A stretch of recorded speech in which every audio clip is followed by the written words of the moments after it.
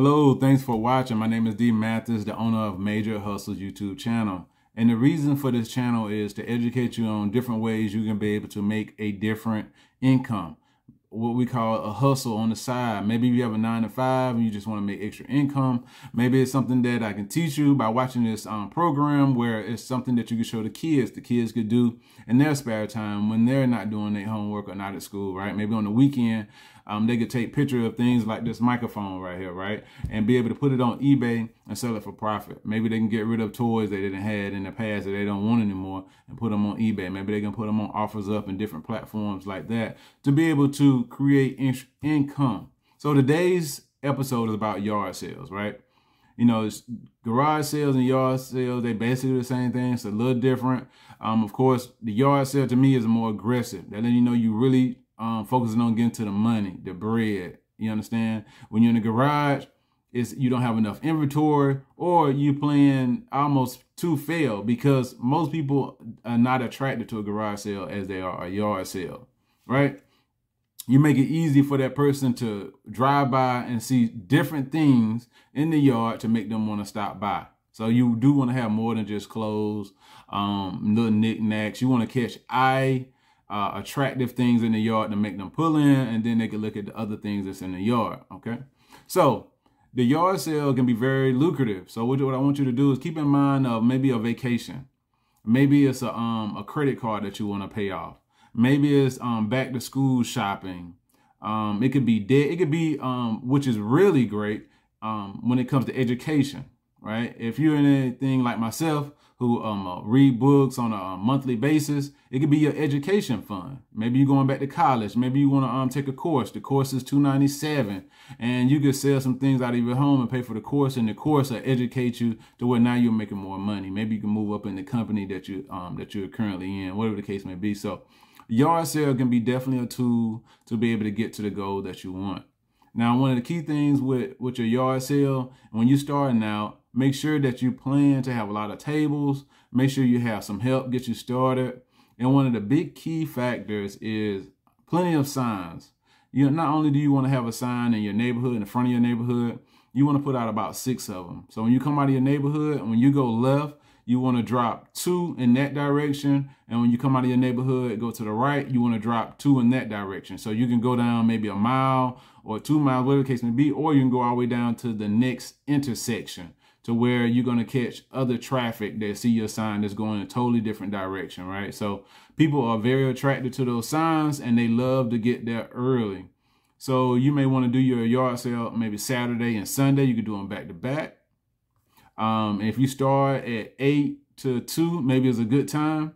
At 8 o'clock, you're going to have people already there. So whatever time that you put on the yard sale, make sure that you're available. Now, of course, you can stay later than what's on the sign, but you want to make sure that you're on time. If you say 8, have your stuff out and ready to go at 8 o'clock.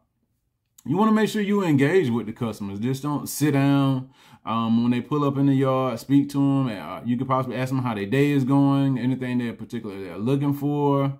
You can show some things that you really want to get rid of or sell fast for dirt cheap. So maybe you can mention a couple of items. Those are one of the things that you definitely can do. You can also see who are they with. Did they come with kids? If they have kids, maybe you can show some of the kid books, show some of the kid toys.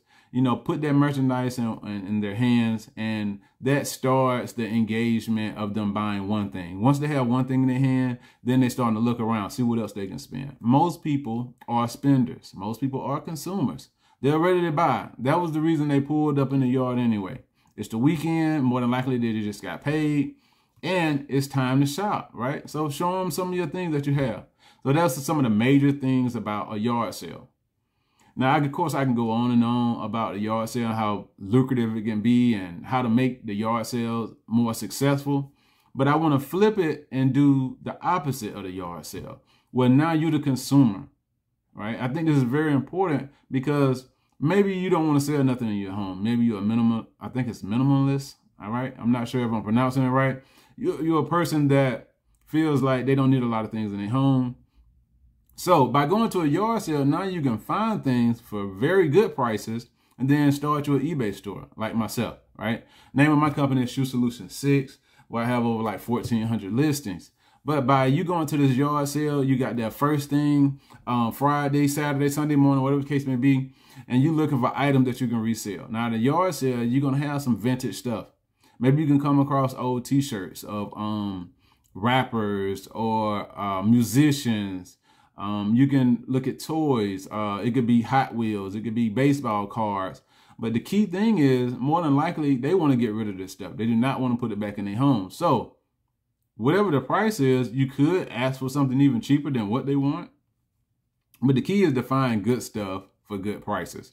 So maybe you can find a Steve Jobs book for $1, right? A biography that's 300-400 pages. It could be self-help books. It could be, like I said, toys. It could be clothes. Sometimes you look at the purses. They could have a Michael Kors purse for $5, $10, a Dooney Burke or something of that nature, right? You also have furniture that may sit out there. It could be an antique table they only want $10 for. And now you took that table and put it on OffersUp and sold it for $65. You could put it in a consignment shop to where now you're not even selling the product. You dropped it off at a location and you're going to split the profit with someone else. So now instead of making $65, you make $35, but you don't have to do the work. You just dropped it off. They're going to call you and let you know when the table is sold. So it's different platforms that you can go to move this merchandise.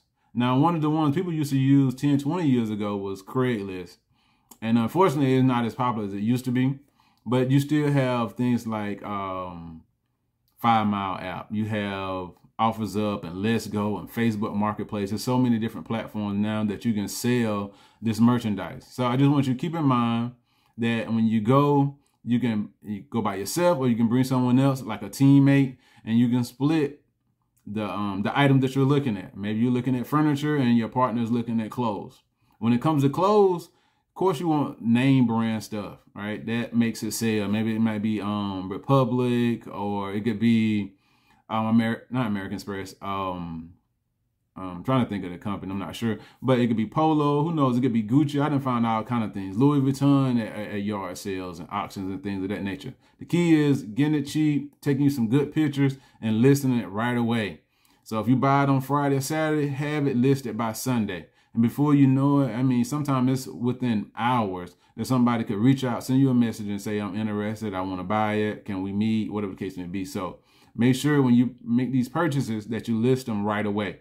And even if you don't have time to list them, you can outsource it. Maybe you can hire your neighbor. Maybe you can hire your friends, your family, your kids, your mom can take the pictures and list it for you, right? So those are some of the main things I want to teach about with the yard sales. Being mindful that you can sell stuff at your yard sale, and you can also what we call pick, which you can go to yard sales, find good merchandise, and resell it on all these different platforms.